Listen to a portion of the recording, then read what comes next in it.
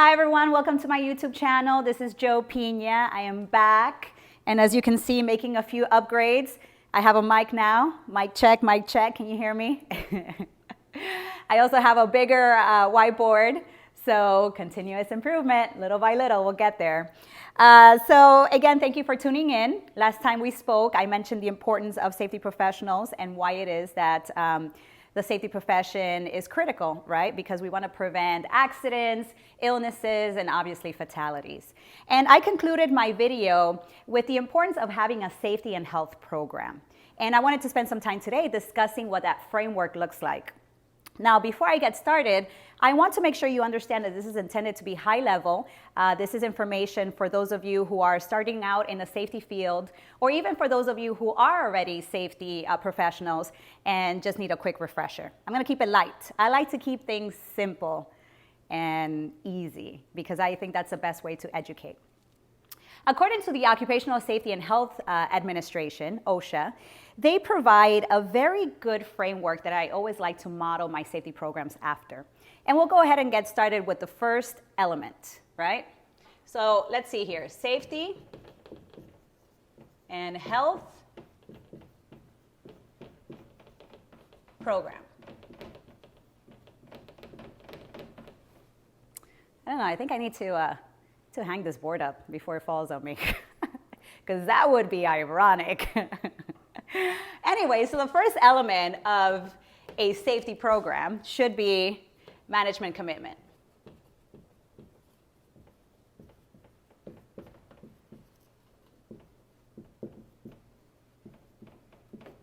And obviously, we know what management commitment looks like, right?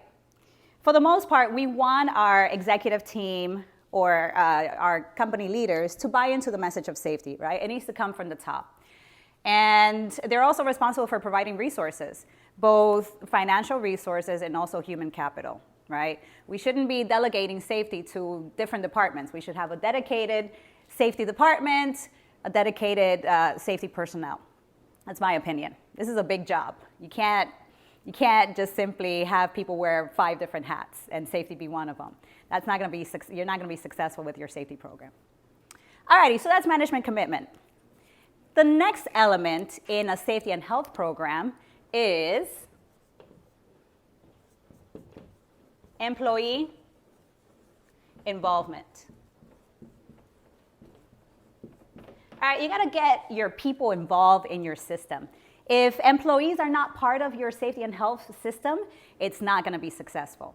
And what I like to do, I always like to get their opinion. I always find that they bring the problem, but they certainly have the solution to the problem. And the best way to engage employees is by having a safety committee. That's a great way to engage your employees in your safety management system. Having safety suggestions and motivating safety involvement through things like behavior-based safety or even, just simple safety inspections. Having your employees conduct safety inspections throughout their department. But I also believe in incentivizing. You got to motivate the right behavior. All right, so that's that. So far we have management commitment and we have employee involvement. So what's next? Let's look at hazards, right? Hazard ID and assessment.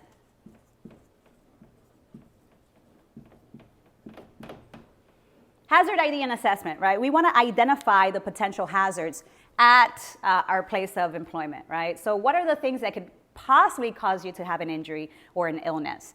We want to make sure we identify those. And the best way to do that is by actually doing inspections, going out there and conducting some site visits and really looking at what could potentially hurt your people. Simple as that. And you can do this with, just like a monthly, weekly safety audit, just walking around and looking at stuff. And make sure that if you do find items that need to be addressed, you ensure a corrective action is put in place. And then, of course, follow up to make sure that corrective action has been completed. All right, so far so good. So we have management system, we have the safety and health program, we have management commitment as being number 1, we have employee involvement, and then we have hazard ID and assessment. So what's next? Number 4. Hazard prevention and control, right?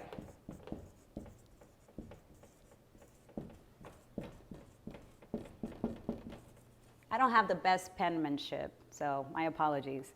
But I think I'm spelling everything correctly. Hazard prevention and control. All right, so hazard prevention and control.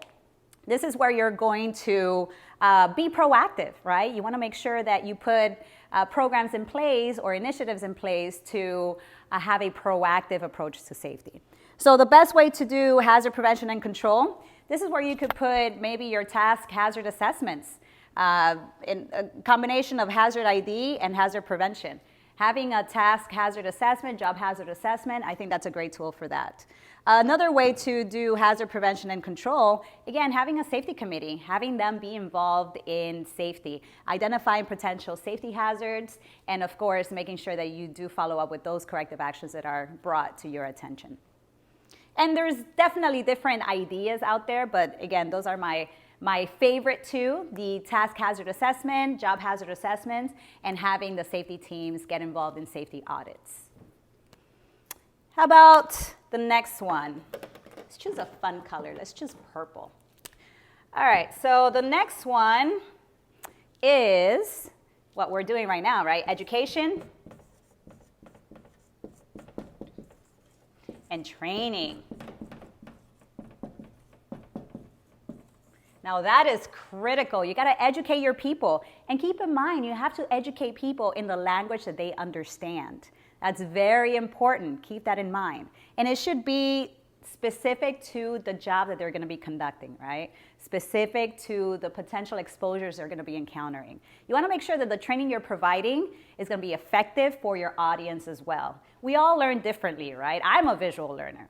But there's people out there who learn by touching things, by actually conducting a task or walking through a particular job. So keep that in mind. You want to make sure that your training is specific to your audience. All right, so after that is program evaluation. Wow, this is a fun color. I like the orange. Program evaluation.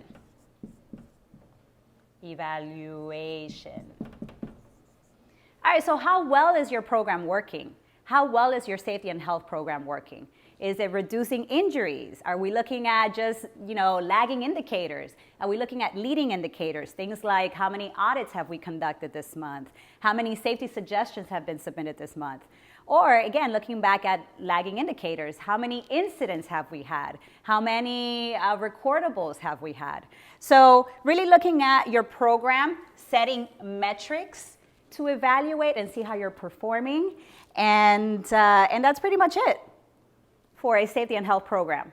Now, again, this is based on the OSHA framework. I haven't touched upon 45001, but it's a similar framework to ISO 45001.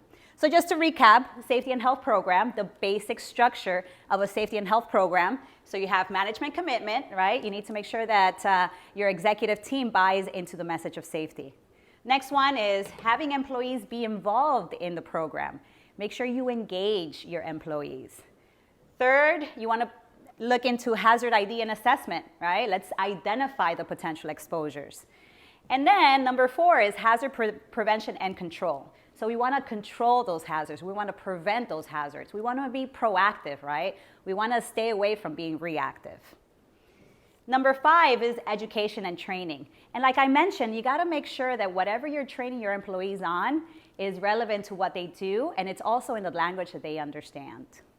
And then lastly, program evaluation, right? How well is your system performing? It's all about continuous improvement, right? So we want to make sure we look into that and we make sure that we set metrics and that we achieve our goals. Anyway, thank you for spending the time with me today learning about safety and health systems, and I hope that you tune in for our next video. I'm not sure what it's going to be on, but it's going to be a good one. Have a great day, and please be sure to subscribe, and I will talk to you soon. Bye.